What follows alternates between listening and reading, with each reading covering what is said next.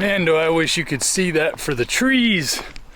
I'm telling you, I feel so good this morning. I have not felt this good.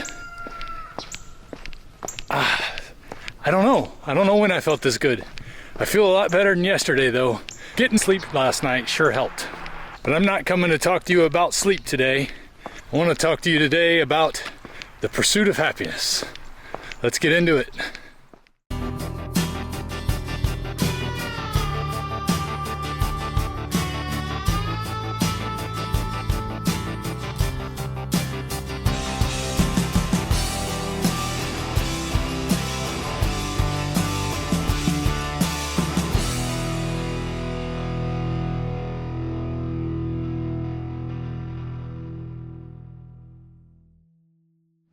So I discovered recently that I've kind of had the wrong view about dopamine.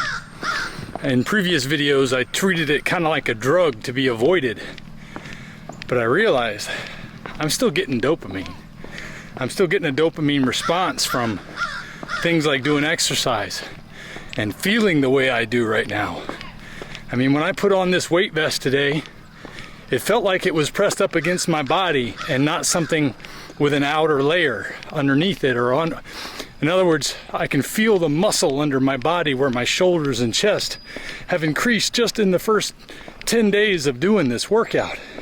You know, getting back into exercising after a couple of weeks off in September makes a huge difference. And I learned recently, much of our pursuit of pleasure is simply to reduce the pain of craving. That was Dr. Andrew Huberman on a recent podcast that he did, well, a year ago podcast that he did, I think, How to Increase Drive and Motivation, the Huberman Lab podcast number 12. It's about an hour and a half long, but it's worth the watch. I find that I still seek things that are pleasurable because I'm human and I'm not an ascetic. I'm not trying to beat myself up for some past guilt that I want to try to assuage with punishment. No, that's not what I'm doing. Although I had thought of it that way before I started exercising. I used to kind of treat it like something I don't really need to do. It was justification not to work out, though, is what it was. But it's not about punishing myself for guilt. It's about loving the way it feels when you push yourself and you make yourself stronger and you make yourself more adapted to what's going on, and your body can respond in ways that you didn't think possible when you push yourself, when you make yourself get to those limits that you haven't attained. And it feels so good. Now, what's the deal with craving? I get a lot of people that are commenting lately talking about how they have a hard time doing this diet because they find themselves craving fruit or vegetables still, and then they can't get away from it. And they convince themselves, well, that's my body just telling me that's what I need, and I'm listening to my body, right? Well, one thing I found out is that I can't really listen to my body too well, or at least I couldn't, while I was addicted to the standard American diet, because my body wasn't able to really determine what the signals were. I was getting demands from my gut biome to keep feeding it all this garbage, and I wasn't even really realizing the physiological responses of hunger are very different than the psychological responses of craving. But I've kind of talked about the psychological side of craving, the emotional effect of craving, but there's actually a little more to it than just an emotional response. Craving is actually physiological as well, but it can be increased by what's causing the craving. Because what happens, according to Dr. Huberman, certain stimulants cause more cravings. For instance, nicotine will raise your dopamine level up really high at the beginning, but then you'll drop back down below baseline. Strangely enough, something you would think would actually give you more of a dopamine response, like sex, it drops you down less than nicotine. I wouldn't have thought that was the case. But sugar is another one that drives it way up there and then way down. Now, what's that way down part about? Obviously, there's no dopamine, but it's not just the absence of dopamine. It's the presence of prolactin in your system or in your brain. And prolactin causes pain. You're literally experiencing pain when you're experiencing that craving that comes from prolactin. And he talked about ways to leverage your dopamine schedule. And a couple of the things that were really interesting about that were the type of vitamins you were taking in. He mentioned two specifically that when I first heard it, I said, well, maybe I need to supplement those. And that's vitamin B6 and zinc. And I've had a number of you tell me, hey, you should be adding some zinc, you should be adding some vitamin B6. And I thought, I don't feel like I need to add anything. So I looked it up.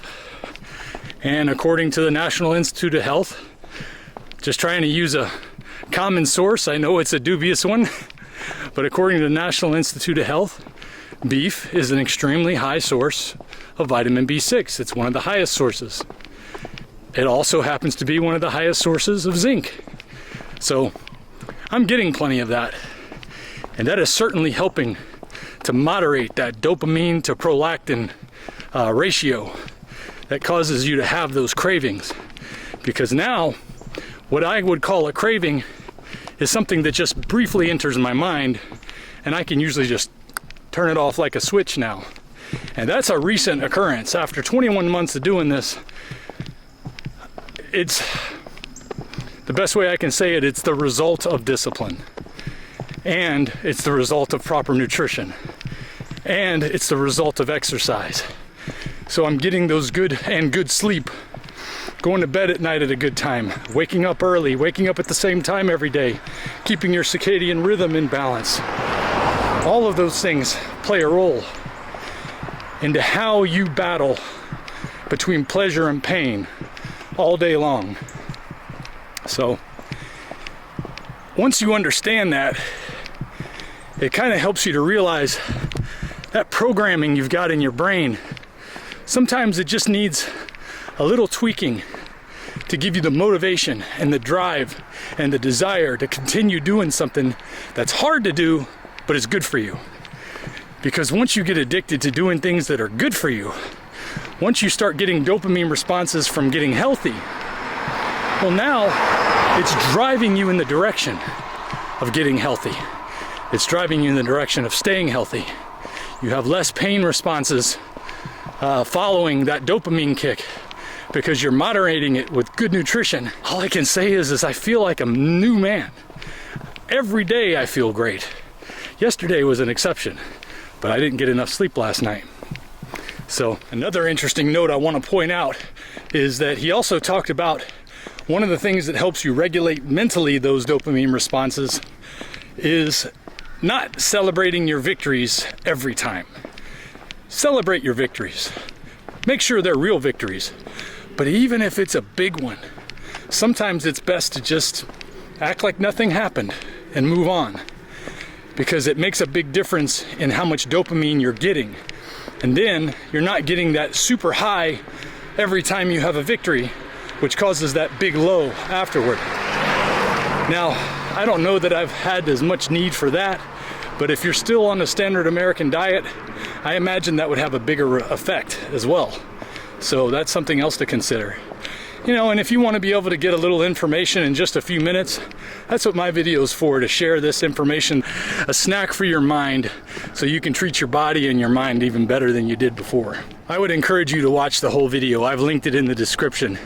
Dr. Huberman, just like Dr. Peterson, excellent help for me mentally, physically, and spiritually, to be honest with you. And then, of course, my boy Jaspreet Singh from the Minority Mindset. He's great for my financial health. He's taught me a lot. Even when I thought I knew something, he made sure I knew I didn't know nothing. And that video is still to come. I'll see you guys next time. Have a great day. If we pay extra, could we maybe get some grease or fat? This image was shared by a new friend of mine on Facebook that joined the group recently. And he was talking about how he was losing so much weight and how great it has been for him. And I just wanted to share a little bit of his story here. His inspiration inspired me, and I hope that it'll inspire you also. He said, "I've always been a big guy. I've had enough. Being a big guy was just hiding all my metabolic problems that I have now reversed through diet alone. Things the doctors who want to keep you farmed for their money said could not be reversed, like type 2 diabetes was destroyed by dietary intervention. I no longer have fatty liver or elevated liver enzymes. Blood sugar and A1C are in normal range. Why? How? It's getting internally healthy first. Get the hormones like insulin in check. Then the excess fat and weight will follow suit to self-correct. This takes time. People say food is expensive. Doctors and surgeries are what's expensive. He goes on to say, what's the lesson here? The enemy of you is you. We allow ourselves to let food own our lives like drug addict junkies instead of learning to do way more and function with way less. As a result, we have become the fattest and most obese nation on the planet. We ask our friends and family to pray for our self-inflicted health issues, as if the law of reaping and sowing will just cease if we throw up a Hail Mary pass to cover the excess. Own yourself. It is the only way to win. It's you versus you. This has been my hardest week, but the punishment will continue. My current regimen is eating only one meal a day, only after work, and nothing more while I destroy the caterpillar suit for the butterfly. This picture says it all. The only person I can change is me. Hope this inspires someone. Keep on grinding, friends. And I couldn't agree more. Even wearing this weighted vest at the heaviest weight I've put it at yet, it doesn't feel like a lot of weight. I've gone 1.5 miles and I got a little bit of pressure on my traps, but it still feels so good. And I want you to feel good. Have you done it yet? Have you said it? Screw it. I'm gonna get up and do it.